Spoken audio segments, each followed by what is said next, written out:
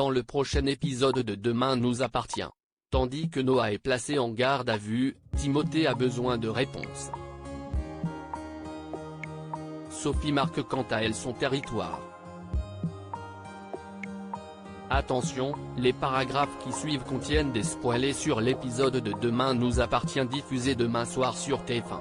Si vous ne voulez rien savoir, ne lisez pas ce qui suit. Vendredi 1er juillet dans Demain nous appartient.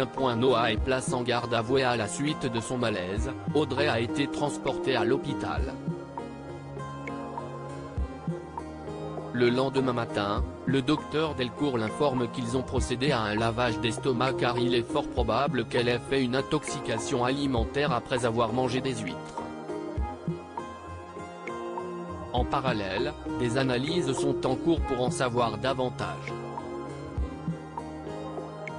De son côté, Bart a donné rendez-vous à Alex au Spoon pour lui parler de quelque chose de délicat. En effet, de nombreux clients sont tombés malades après avoir mangé ces huîtres. Certains ont même été hospitalisés. Bart ne pourra donc plus se fournir chez lui durant quelques semaines, le temps que cette histoire se tasse. Un coup dur pour Alex. Au poste, Damien reçoit les résultats d'analyse de l'hôpital et il s'avère que toutes les personnes qui ont consommé des huîtres ont été empoisonnées à l'arsenic.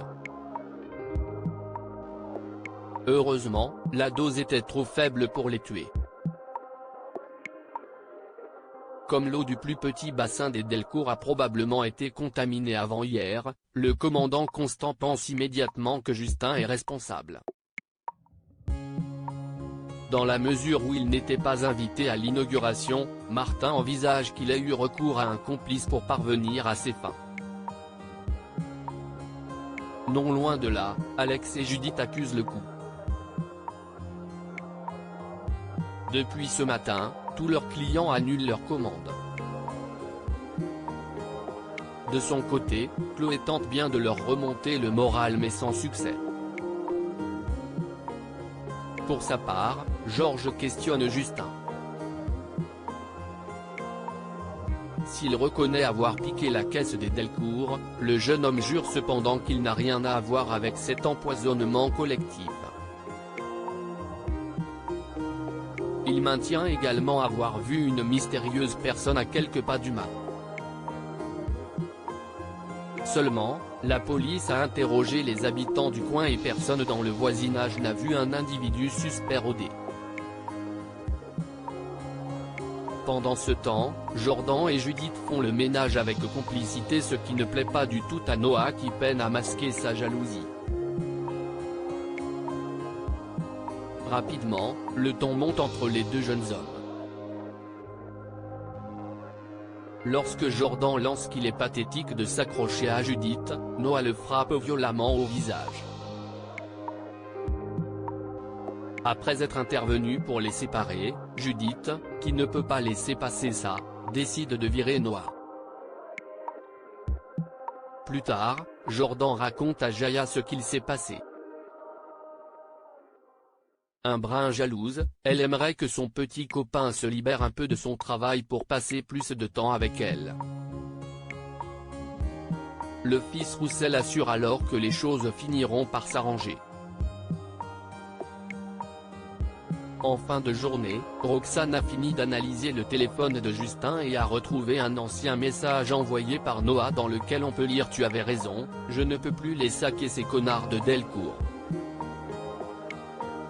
Sans attendre, le commandant Constant débarque chez lui et le place en garde à vue pour complicité d'attentat, d'empoisonnement et de vol. Timothée a besoin de réponses. Elsa n'a plus de nouvelles de Timothée depuis qu'ils ont fait l'amour. C'est pourquoi elle passe chez lui à l'improviste pour avoir une discussion. Le fils Brunet finit alors par lui avouer qu'il ne compte pas refaire l'amour avec elle.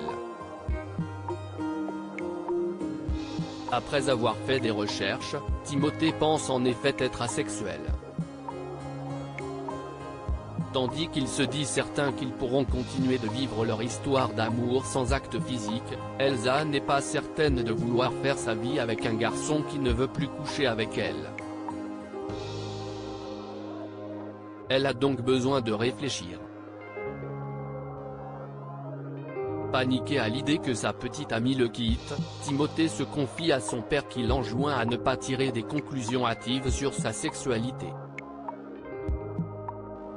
Selon lui, il devrait commencer par prendre rendez-vous avec sa psychologue. Plus tard, Timothée rencontre Anna et évoque avec elle sa première fois.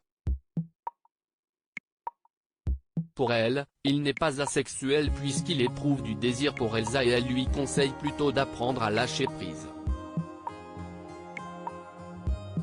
Elle lui propose donc un exercice pratique: la prochaine fois qu'il fera l'amour, il devra demander à sa partenaire ce qu'elle ressent.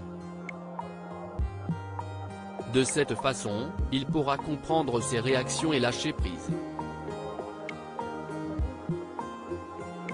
Par la suite, Timothée va voir le docteur Chardot afin de comprendre les besoins mais également les réactions de sa copine. Bien qu'il ne soit pas sexologue, Samuel explique que ce n'est qu'en pratiquant que sa peur de l'inconnu disparaîtra. Seulement, le jeune homme craint de perdre définitivement Elsa s'il venait à ne pas aimer une fois de plus faire l'amour avec elle.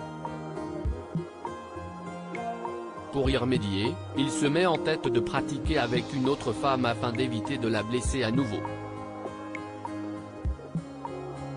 Sophie marque son territoire dans la matinée. Sophie et Nordine boivent un café au cabinet Perrault.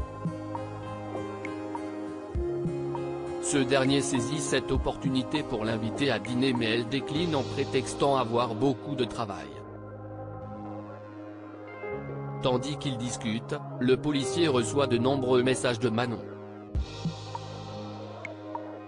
Sophie se montre un brin intéressée mais lorsque Nordine lui parle des révisions de la fille Donier, l'avocate coupe court à la conversation.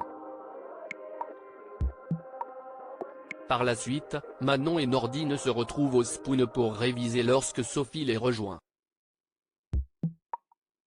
Après l'avoir embrassée, l'avocate continue de marquer son territoire en se montrant particulièrement tactile avec lui et en qualifiant Manon d'adolescente.